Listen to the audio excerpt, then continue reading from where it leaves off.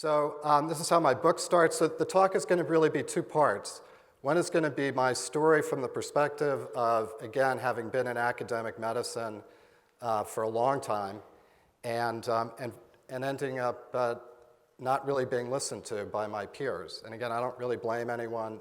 My physician at the time was a good friend and a colleague at the medical school where I was at. But again, just misinformation and lack of knowledge. And so this was made July 17th on a Friday, 2009, in the intensive care unit at UNC. And this is exactly what a surgeon told me.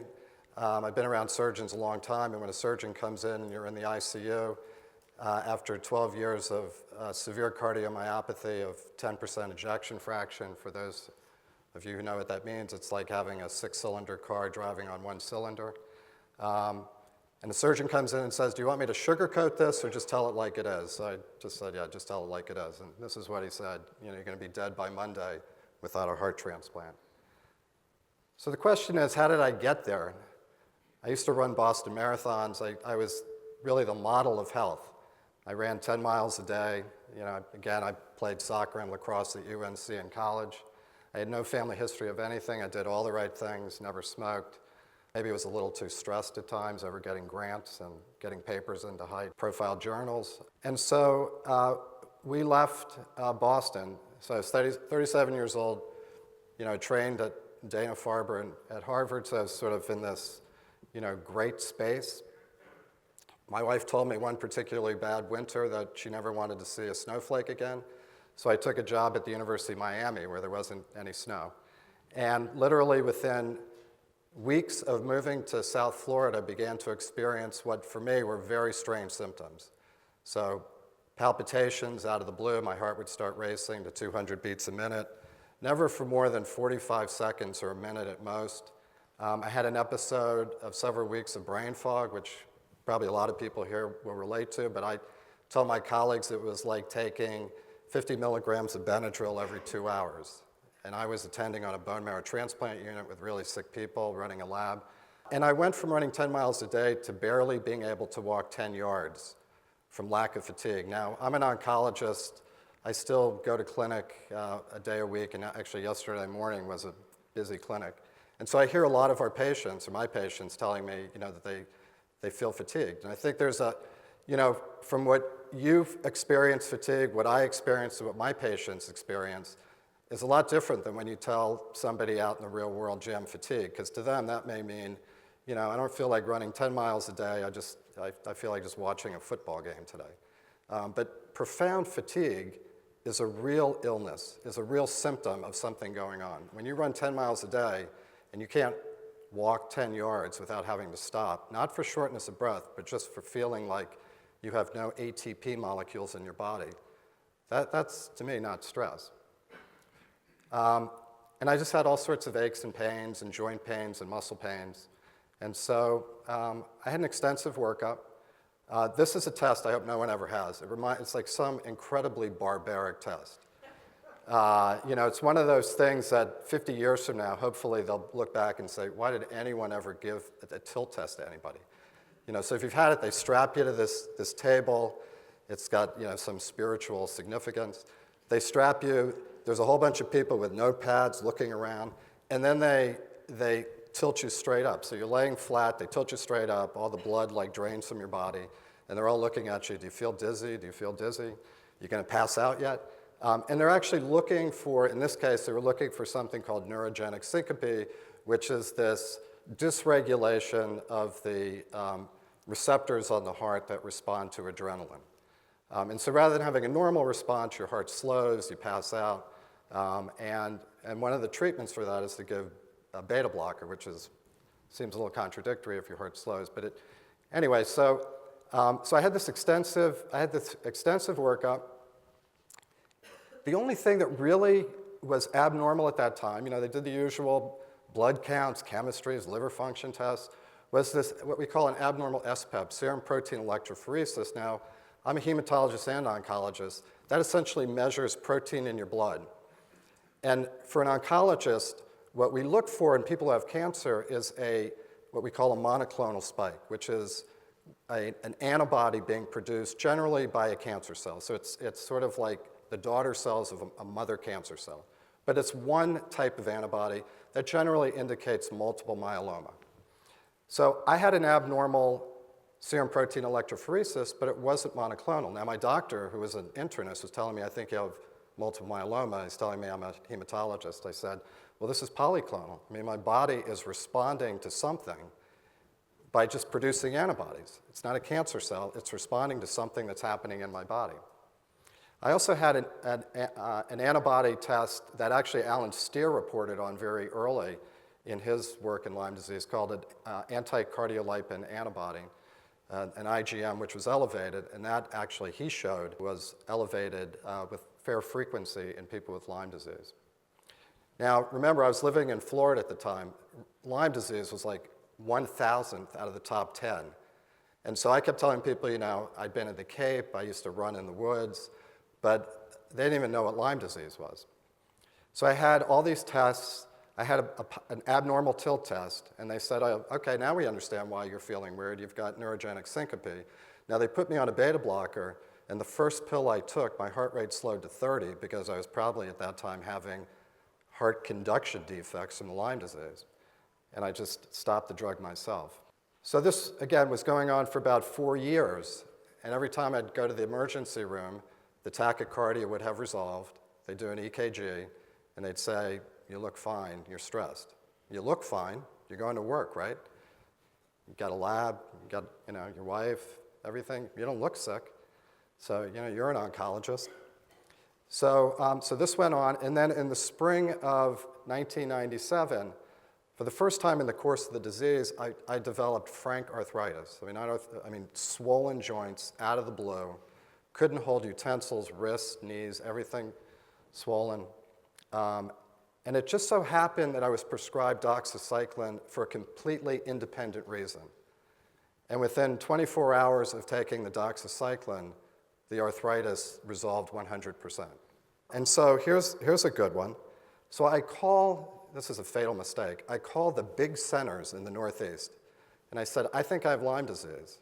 And I get connected with the Lyme disease clinic. I won't name the centers, but I'm sure everyone knows they're in New England. Some of them are in the Ivy Leagues, some of them are not. And to a T, all of them said, you don't have Lyme disease because that's just a non-specific anti-inflammatory effect of cyclins, of that class of antibiotics, which there is some anti-inflammatory effect, but as a friend of mine, I don't know if Steve Phillips is here, but as he said, go break somebody's femur and tell them to take some tetracycline and see if that helps with their pain. You know, so that was the thing. So in the spring, I then progressed. So all along, I was having these cardiac manifestations, these arrhythmias. And actually, for about 2 years before, so about 1995 to 97, I was having more progressive, what turned out to be heart block. So I was having, you know, this first degree, second degree, and third degree is the most extreme. And so I started having what they called Wenke-Bach syndrome, which is second degree heart block, which actually is pretty significant. And I remember going for a stress test at a cardiologist who was pretty famous for arrhythmias. And he said, you know, I don't know what's going on with you.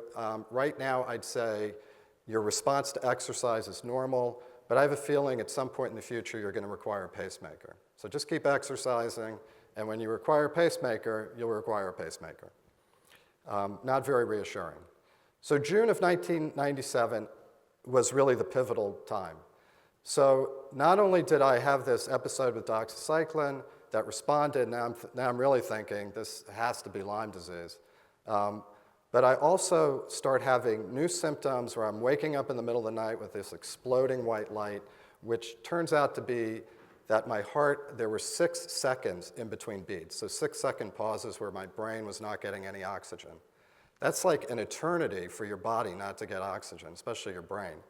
Fortunately, I don't know if any of you have ever driven down I-95 in Dade County. None of this happened during the day. Otherwise, it would have been a tragedy. I mean, it's a tragedy driving there anyway, but it would have been even worse. So I was having these flashing white lights, the palpitations, and then I start noticing that my heart rate is about 38 to 40 beats a minute. Now, if you're Bjorn Borg back in the days and you're the best athlete in the world, or you're a marathon runner, which I used to be, but I wasn't at this point, I could barely walk, 5 feet, a heart rate of 40 would indicate that you're in incredible condition. A heart rate of 40 for me was not normal. And I was working full-time, taking care of patients, writing grants, running a lab. So I go into the hospital, and I remember, now they've got smart EKGs. You don't even need a cardiologist because the machine tells you right there what you have.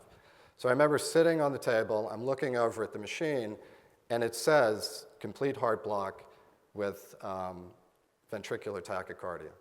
Now, ventricular tachycardia, for those who don't know, is one of the most common causes of sudden death in people outside a hospital setting, because it degenerates from what we call VTAC to ventricular fibrillation, and unless you've got a defibrillator right there, you're probably not going to survive. So I was having, my rhythm strip was tacked to the wall of the cardiology fellow's office, which is something you never want to have. It was a real instructional tool. All you fellows, if you want to see every arrhythmia you never want to have, go check out Neil Spector's Holter monitor in the office. So I was instant fame for having every bad arrhythmia. And I had lost about 20 pounds. Now, I was never heavy to begin with, and so, something clearly systemically was going on, and I don't know that anyone at this point would say that's just stress. So I had a workup, and in fact, since I didn't trust anyone in Miami, I had my blood test sent again to a hospital that I thought was reputable in the Northeast, thinking they'll get it right. I obviously have to have Lyme disease. And my cardiologist was waiting to put the pacemaker in, waiting for the test, because there was either going to be a pacemaker or I was, hopefully going to get the right antibiotics. And so 72 hours later, my cardiologist calls me and said, I got bad news for you, your test is negative. Now, when a cardiologist says your test is negative and you send it to a place that you think is reputable because they've got the name, I figure it's a negative test. So I didn't really even ask anything at the time. And I didn't know much about the controversy over Lyme disease, in 1997. And so it turns out that it really wasn't negative. And in fact, probably like a lot of people in this room, it was very high titers. I mean, the serum protein electrophoresis spike that I told you about earlier was from the level of the IgM antibody from the Lyme test. But they didn't believe that, so this is the diagnosis I was given, idiopathic cardiac conduction defect. Now, I gave a TED talk in Nashville a year ago, and I tell people what idiopathic a friend of mine reminded me, it stands for idiot doctor, pathetic patient, right?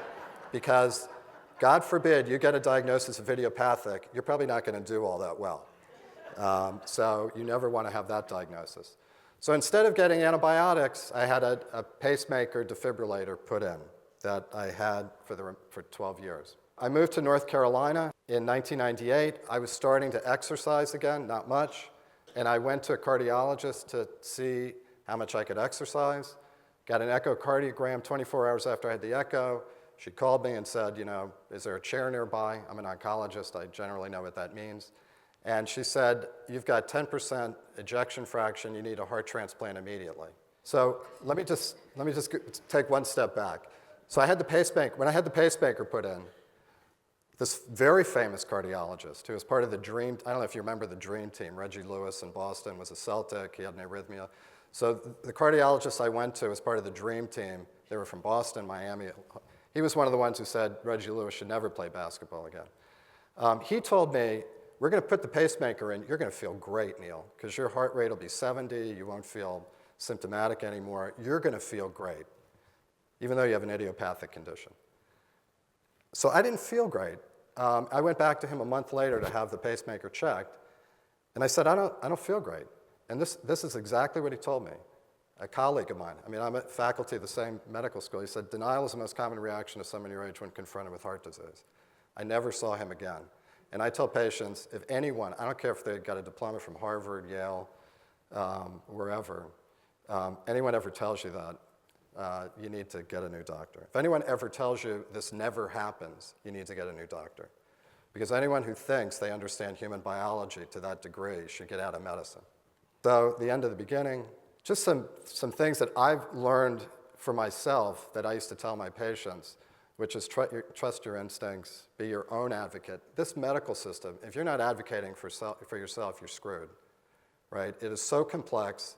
It is so virtual. You're lucky if your doctor looks at you now, because they're typing away because of the electronic medical records. They got to get you a copy. And some of them don't even lay hands on you. It's all about the labs, lousy labs, scans. No one even looks at you. No one knows yourself better than you. And unfortunately, I was able, because I knew the jargon, so I could describe what was going on. But if you go in, you say, yeah, I got a little pain in my left tooth here and blah, blah, blah. Your doctor's already thinking about the next patient. So, you have to advocate. You have to be prepared when you go to see a physician nowadays. So I stayed alive for 11 years with 10% ejection fraction. And the only people who really knew how sick I could have been or was, because I could have died at any moment with that ejection fraction and having all throughout that 11 years ventricular tachycardia almost all the time. And getting shocked multiple times, which is something in the book you could read about. I would not wish on my worst enemy. So how did I do this? I exercised a lot, probably more than most people with normal ejection fractions, 45 minutes, 60 minutes a day, 6 days a week. I don't advocate for a lot of supplements, only probably because I don't know enough about them. But I'll tell you the one that I took lots of was ubiquinol or CoQ10. Stress reduction. I give talks on the role of stress in promoting metastatic cancer. There's great scientific data to support that and how mind-body is really critical. And certainly for anyone with a chronic illness, to me, CoQ10 or ubiquinol and this are important. And I used to tell my patients this too, I did not let my disease define my life. I lived life to its fullest. Fortunate to develop 2 cancer drugs, coached my daughter's soccer teams along the way, got shocked a few times doing stupid things like running up and down a field in 105-degree heat without drinking too much water. Traveled the world, continued my research. There I was coaching soccer teams. Here I was about 3 months before my transplant, so I certainly wasn't just stuck in bed. That was me a month before my transplant at my wife's graduation for a PhD. And I reprioritized my life. Now, I always tell people if I get a little emotional, it's because I have a female heart. So that and dark chocolate. Anyone have any dark chocolate? I developed a craving for dark chocolate.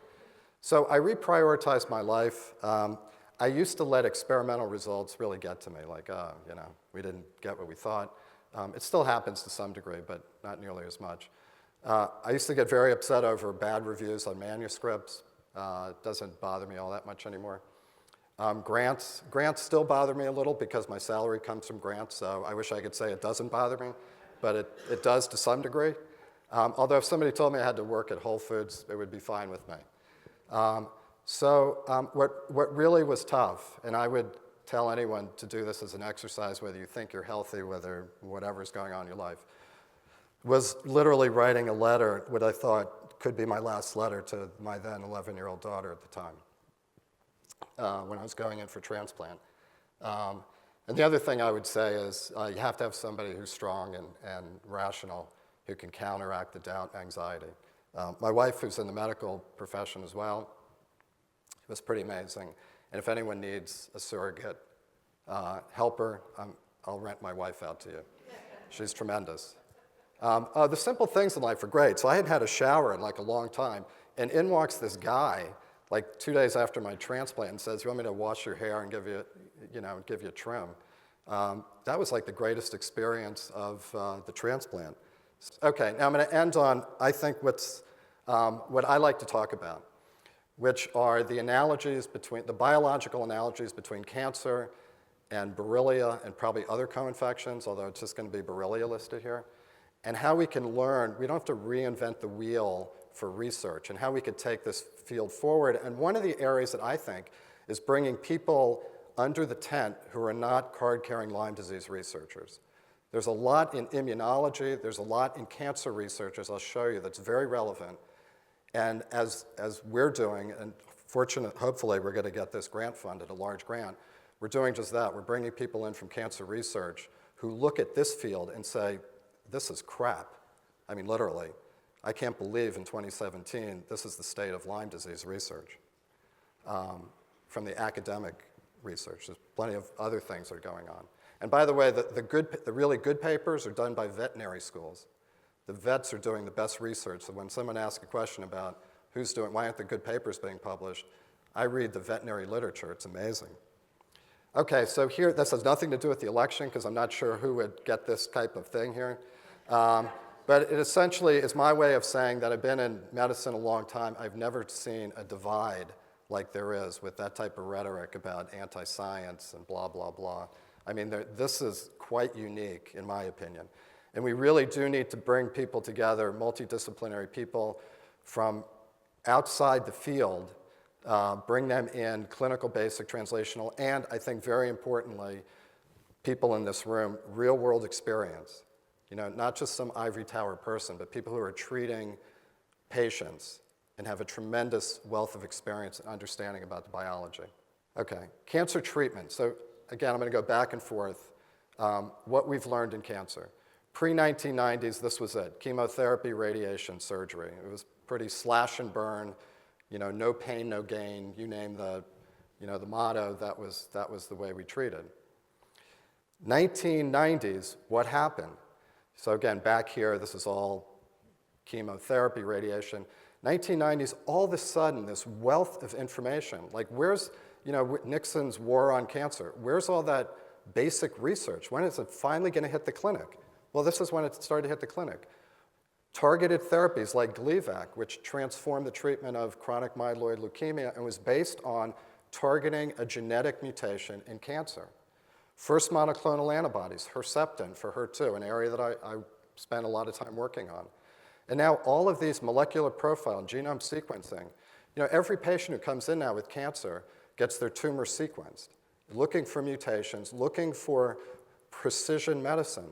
What mutation can be targeted with targeted therapies that target the cancer but not normal cells?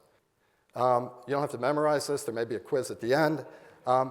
But this is really, cancer is like this room, right? There are lights, there's switches, there's wiring throughout the whole wall. The name of the game is to turn the lights out. Some cancers are pretty easy. There's one switch, you flip the switch off, all the lights go out. Most cancers, like breast, lung, colon, are more complicated because there's multiple switches, there's multiple wiring. You have to figure out what are the wires and what are the appropriate switches to turn the lights out. I don't think these infections are that much different. But all of this information and recognition that cancers have addictions to certain pathways. They're addicted to sugar, right? They have a whole different metabolic requirement than normal cells. We can take advantage of that. I'm going to show you some data, again, in work that we're doing in cancer, but work that we want to use to inform what we should be doing differently in Lyme disease. I personally don't think we should be screening for more antibiotics, more and more antibiotics. That's not the answer, again, in my opinion. I think we need to be smarter, and I'll show you how we could do that. So here's all these pathways cancers are addicted to. Again, how do they avoid the immune system? Inflammation, tumor-promoting inflammation. When I was in medical school, inflammation was good. You have inflammation around a cancer, that's good. Your body's trying to react to it. Now we know that's not good because the inflammation is feeding cancer growth and metastatic dissemination. Inflammation in the body is not good if you have a cancer cell sitting there somewhere. And to be honest, most of us right now have cancer cells that fortunately our immune system is taking care of. I can tell you a story. Kids who went to a pediatrician for a middle ear infection, a third of them had a molecular marker for chronic myeloid. They had the Philadelphia chromosome. Now, that doesn't mean they had CML or they were going to develop CML. It means that we all have mutations going on in our body, just that our body can handle it unless your immune system is not functioning properly. This paper really changed the landscape. So all of that information and this has completely changed the way we view cancer. And I would submit this is where we need to go in Lyme disease. So this paper came out by a friend of mine, Chuck Peru, is at UNC. It essentially showed that breast cancer is not breast cancer is not breast cancer. You can't tell a woman, I don't even know what breast cancer means anymore. There's like 25 different subtypes of breast cancer. And so this shows, and this red and green, these are just genes, the expression of genes.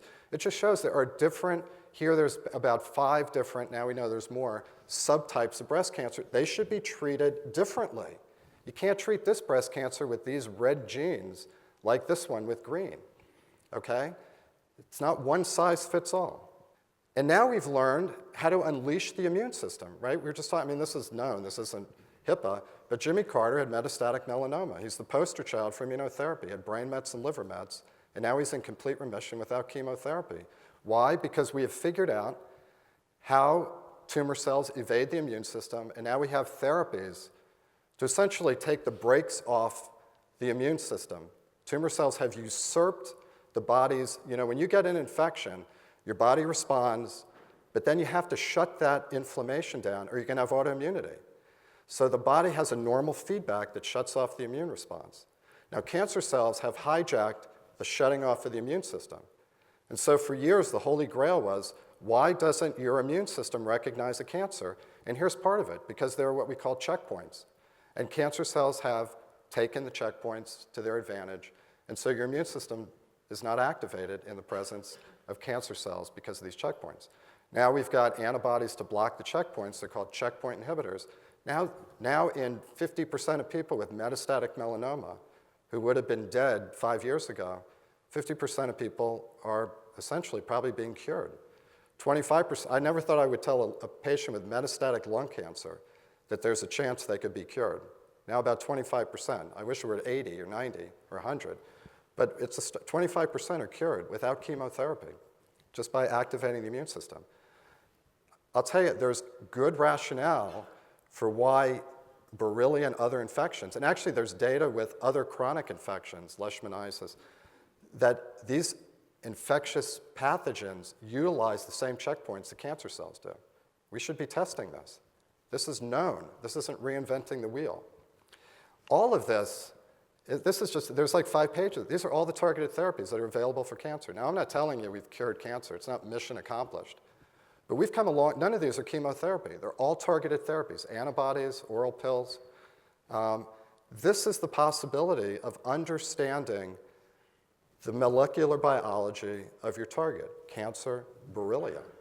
This is a drug I worked on for HER2 breast cancer. This is a woman who had what we call inflammatory breast cancer. It is the worst type of breast cancer. This is like a 3rd-degree burn. This went all the way down her back and was eroding into her lungs, into her chest cavity. Some of these women don't make it to their next appointment. Almost all these women have lymph node involvement, and a third have metastatic disease at the time they're initially seen in a doctor's office. So she was about to go to hospice care. She was on a morphine drip here. This was incredibly painful. And you could see it's at a site, it's a recurrent, where she had a mastectomy.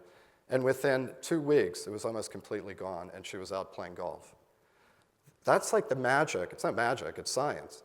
That's the beauty of doing targeted therapy. Not just giving chemotherapy to blast your kidneys, your bone marrow, and everything else, but to being smart about it and saying, what is driving this cancer? Well, what's driving this cancer is a light switch called HER2. And we could target HER2, and we could shut the lights out in that tumor. So when I go and I listen to people at Hopkins and the MGH, and I'm not here to get political about things, I never hear people talking about what's already known. This is what's known. This was published in 1997, the genome for one of the species, for one of the strains of Borrelia. So here's all the pathways that are known. And yet, we're still developing antibiotic therapies. And I just told you, in cancer, we got away from just developing. I'd make the analogy that antibiotics, to me, are almost like chemotherapy. They're indiscriminate. Take antibiotics, you feel pretty crappy, right? They're not really selective just for the bacteria, and they kill normal bacteria, too. You get C. diff. So why aren't we developing targeted therapies? Why don't I hear anybody talking about, I mean, some people are, but this has really gone unnoticed. And these are known for Bartonella. This isn't like any great surprise. That was published in a top-tier Nature journal. So I'm going to just say this. Here's some analogies that I make between cancer. Some that are common, some that cancer is not, you don't say cancer anymore. It's not one disease. It's thousands of, when people say to me, why haven't we cured cancer? I tell them which one. It's thousands of diseases. Yet we still talk about Lyme disease as if it's one disease, as if everyone in this room, if they had Lyme disease, has exactly the same disease, same symptoms, same strain, same co-infections. This is baloney, right? We'd be in the dark ages in cancer if we still viewed cancer the way people talk about Lyme disease. We now have a personalized approach to cancer treatment. People have their tumors sequenced. People have their blood sequenced because we know that tumors shed DNA into the blood. I remember a few years ago, people said, you will never be able to detect tumor DNA in blood. Okay, well, we do it now. Hopefully, we're going to hear some interesting and exciting things going on in detection for Lyme disease. We know it's difficult, but so are a lot of things. We have technology that can overcome that. Early versus late. You always want to diagnose, well, you want to prevent, number one. But if you catch breast cancer in the DCIS stage, that's curable. Early versus late.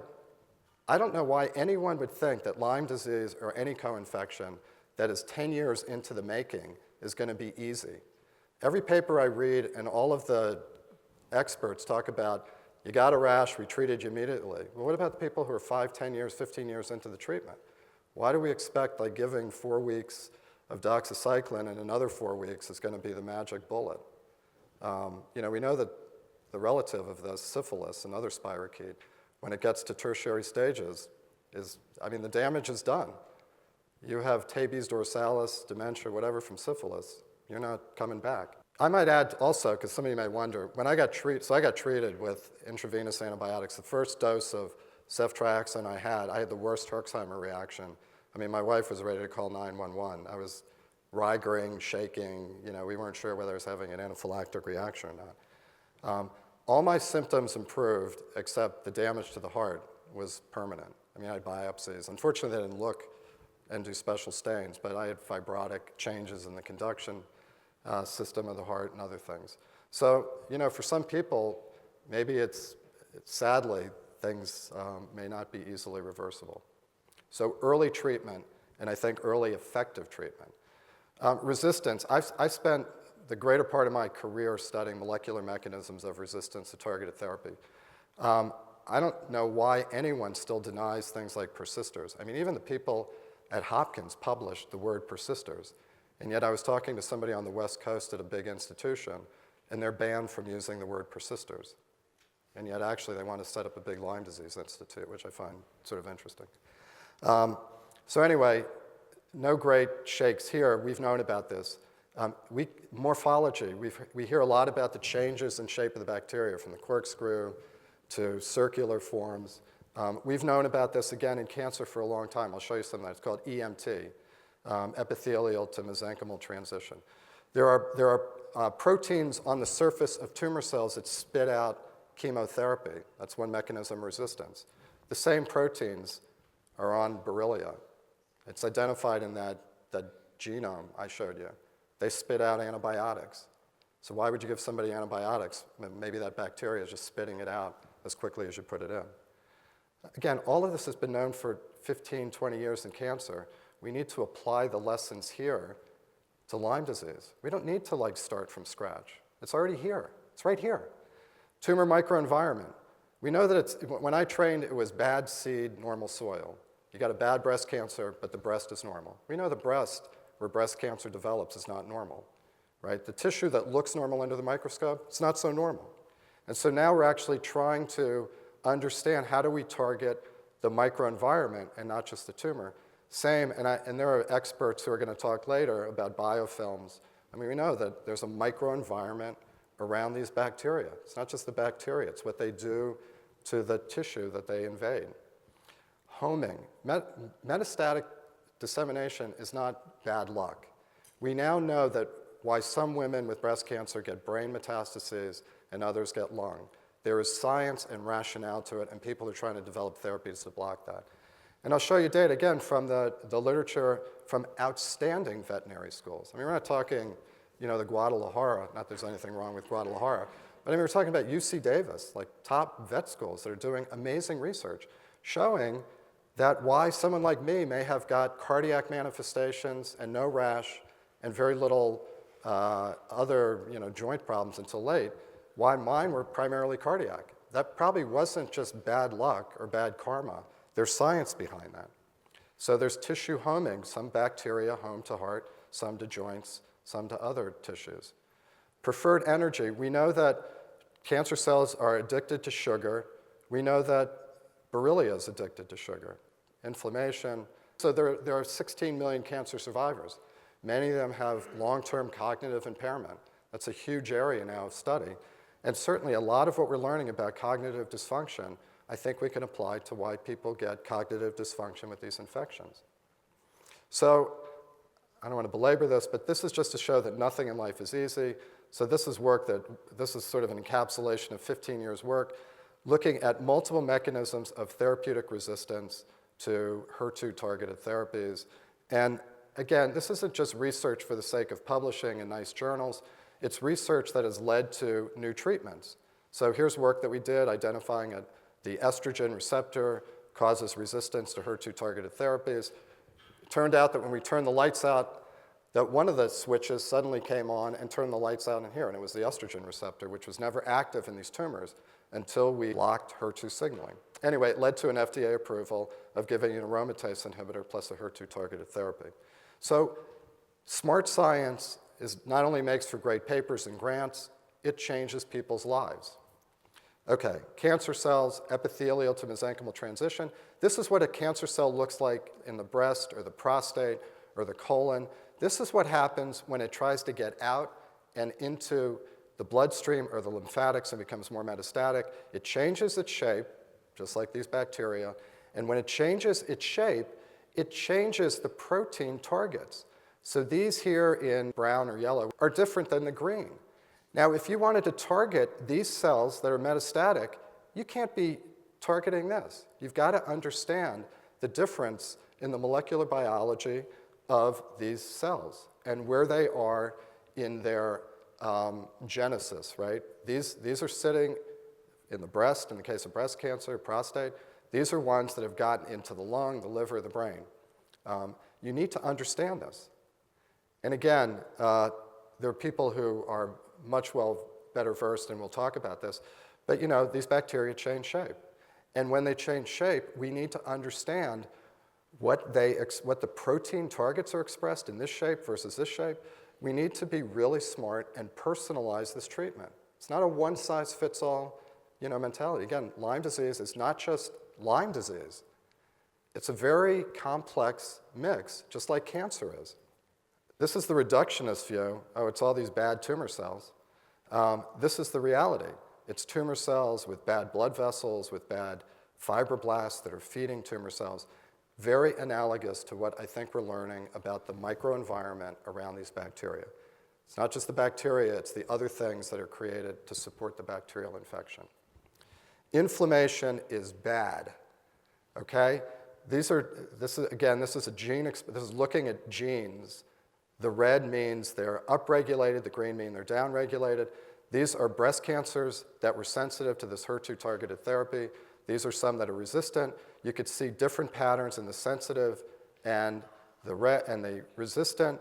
And it turns out that what makes these breast cancers resistant, one of the reasons, is inflammation. And what do we know about Borrelia and co-infections? Lots of inflammation, right? And that's not good for cancer. It's not good for your infection. But again, this is very analogous to cancer, right? The bacteria usurp the microenvironment to their advantage, to evade antibiotics, to evade the immune system, to do a lot of things. And so, and I know there are people targeting biofilms and developing therapies against biofilms. Again, we need to be very smart about doing this. This is just showing that cancer is not random. Some cancers go to the lung because there are homing. I mean, the cancers are told, stop in the lung, stop in the brain. It's all pre-programmed. Same thing. This is, again, work from veterinary programs showing that there are proteins on the bacteria that you could identify that are more likely to end up in your heart or your joints. So if we could start doing the molecular biology and predict who's going to end up with cardiac and others, we could be smarter about the way we treat this and not just do one antibiotic fits all. And I'm not saying there's anything That's the state of affairs now. We need to change that.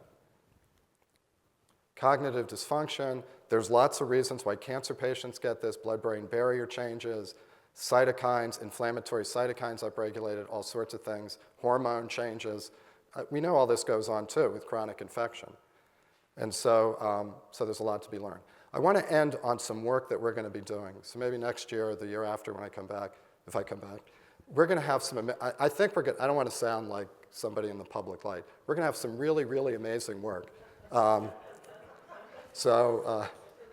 I think we are. So we actually have, as I said, we've brought in people that I know who are in cancer research who've done phenomenal work, basic scientists. And I went to them and I said, we've got to change the Lyme disease world. You know, I've been in cancer research for 25 years. Maybe one less cancer researcher is okay because there's 5 million in the US. But I think there's a real need to do something different in Lyme disease. And so this is a part of our proteins. We call it it's the purinome. It's essentially, and I'll tell you why we're going to do this. We are looking for targets in these bacteria, and we're trying to get different strains because there may be differences between strains. And we're starting with Borrelia and Bartonella. And not that this couldn't be done for Babesia, but just to really focus in on those two infections. And we're looking at this part of the proteome, which is about 80% of the druggable targets in our proteins and in these bacterial proteins. And these are very important. These regulate metabolic pathways in bacteria as well as normal cells. They regulate DNA repair. They regulate survival. And so we've utilized this technology to identify drugs against the purine-binding proteome. And I just want to show you this. I'll make quick biologists out of you here. So this is looking at the cell cycle. These are cancer cells, again, but I want to show you how this technology is potentially doing something amazing in cancer, and we want to do the same to discover new drugs for Borrelia and Bartonella. So this is a cancer, this is what's called the cell cycle, and this is what a normal one looks like. So DMSO is a control. These are cells, again, normally in G0, G1, different phases of the cell cycle. They're either quiet cells, they're growing cells, they're replicating DNA. So we give an inhibitor of what we think is a survival pathway to these breast cancer cells. It doesn't look all that much different. Okay, so I want you to focus on this M1 area. These are cells that are undergoing what we call apoptosis, or cell death. This is a normal programmed cell death. The body, rather than just exploding cells, essentially kills cells in a very programmed, lovely way so you don't release toxins all over the body. So I want you to look at that space. Okay, so in the normal cells, in the normal conditions, there's less than 1% are undergoing apoptosis. We give this inhibitor, again, developed at Duke in collaboration with someone in pharmacology, using the technology that we're going to leverage now for Borrelia and Bartonella. And we don't really see much. There's now 2%. We give an inhibitor of a metabolic pathway that tumor cells are addicted to alone, and we see about 21% apoptosis or cell death. Now look what happens when we're smart, and we realize that when you give this inhibitor, it causes a reaction that now makes this target, this molecule, much more relevant. When we combine the two, we see 97% cell death. This is actually going into women, this combination, this based on some of these studies and animal studies. It's smart, rational drug development. It's approaching things scientifically and not just pulling everything off the shelf. So this is what we're going to do. And we've already done it, even without the money yet, but hopefully the money and the contract will be signed soon. We've looked at the purinome in Borrelia, just like we did in cancer, and developed those targeted therapies. And what we see are there's about 130 targets that are druggable. These are not antibiotic targets. These are targeted therapies, just like I showed you for cancer. 130. And they're in all parts of the bacteria. And again, we'd love to know whether they're different in the corkscrew spirochete versus other shapes, because we need to know that. And we've already narrowed that down to about 30 that look like they're highly specific for Borrelia and we need to get Bartonella. There's Amanda. We need to get Bartonella, and we need to start looking at Bartonella. But we've narrowed it down to about 30 that don't look like they cross-react with E. coli or normal bacteria, which would be great, right? We want to develop a targeted therapy that doesn't wipe your gut flora out, because now we know that the microbiome in the gut regulates everything in your body. So we want to avoid that. Now, I'm going to tell you something I think is incredibly exciting, and this is going into the clinic in cancer, and I'm going to tell you when we develop small molecules against some of these targets in Borrelia, we're going to do the same thing. We want to develop a theranostic, a therapeutic diagnostic in one molecule. And so we want to develop the small molecules, the drugs, that will target Borrelia and Bartonella, and then develop a non-invasive imaging modality that will unequivocally say, if that area lights up, if you come in with arrhythmias and your heart lights up with one of those probes, that it's not nonspecific. It's not like a PET scan or a SPECT scan, which tells you there's an abnormality, but doesn't tell you what the abnormality is caused from. It'll tell you that it's Borrelia because this small molecule that's carrying the imaging reagent is directed against Borrelia. And then we could use the same small molecule as a treatment, so a theranostic. And I'm going to show you how it's working in cancer. So we developed a molecule, a small molecule, against what's called heat shock protein 90. This is upregulated on a lot of cancers and not normal cells. So this is a small molecule. This is a drug targeting HSP90 on cancer cells but not normal cells. And when we inject this with an infrared dye that can be imaged, what you see is that the dye is taken up in the cancer but not the normal. There's actually a gland behind the eye that humans don't have. And it lasts there for about 24 hours. And so and there's a lot of other studies, I'm just showing you some. And we could do this with very minimal cells. So we can inject as few as 10,000 tumor cells, and it still lights up. If you did a CT or an MRI with 100,000 cells, and you're a woman with breast cancer, you'd be told you have no cancer. This is minimal disease that is undetectable by current imaging modalities, and we could pick this up with this highly specific targeted therapy. Now imagine if we could do this with Borrelia and Bartonella. So anyway, so I want to end, and so that's our plan. So we have targets. We're going to start screening chemical libraries. Again, these are not antibiotics. These are targeted therapies, just like that woman with inflammatory breast cancer was a targeted therapy. That was not chemotherapy. That was a smart drug. We want to develop smart drugs for these bacteria. We may have to combine them. Maybe we'll combine them with a biofilm buster, or maybe they will be used with some antibiotic therapy. But we want to do things taking advantage of the science and not just more empiric treatment. So obviously none of this could get done without people other than me. And I do want to end on, I never give a talk and don't obviously give credit. So this was me shortly after learning that there was a heart available. Obviously I'm in the ICU. This was outside our back door the day I got home from the transplant, just reminding me that miracles do happen. So Tammy, I'm heartened that you read the book in 3 hours. It took me 15 years to write it because there was no good ending until the transplant. So I couldn't end a book saying I have 10% ejection fraction. I'm kind of hanging in there. I don't think anyone would have appreciated that ending. So when I had the transplant, I thought, wow, this is the ending. But then I thought, I got to be running again. I can't just end it on the transplant because, as you'll read, the transplant afterwards was not just a straight shot. And so I waited until, I don't run marathons anymore because my wife told me I've had my one replacement part for my life. So I just do half marathons now. And this was my first half marathon in Washington. And it's kind of, I always wear my heart transplant at Duke. It pisses the people off running behind me. I heard them all the way like, we cannot let that guy beat us to the finish line. So I always tell people, if you can and you don't have it on your license to be an organ, because certainly I wouldn't be here today if it wasn't for somebody. I'll just tell you this very briefly, that after the race, this young woman came up to me and she said, you know, you're a real inspiration, because again, I'm wearing my shirt. And I said, oh, thank you. And she said, I was using you to pace me for the first 10 miles. I'm like, yeah, you know, you look like you're about 21. So that's a good thing. And then she told me that she was a nurse in the heart transplant unit at Duke, and so she was really inspired to be following my chart as she was running. So anyway, I thank you for your time, and I'm happy to entertain questions.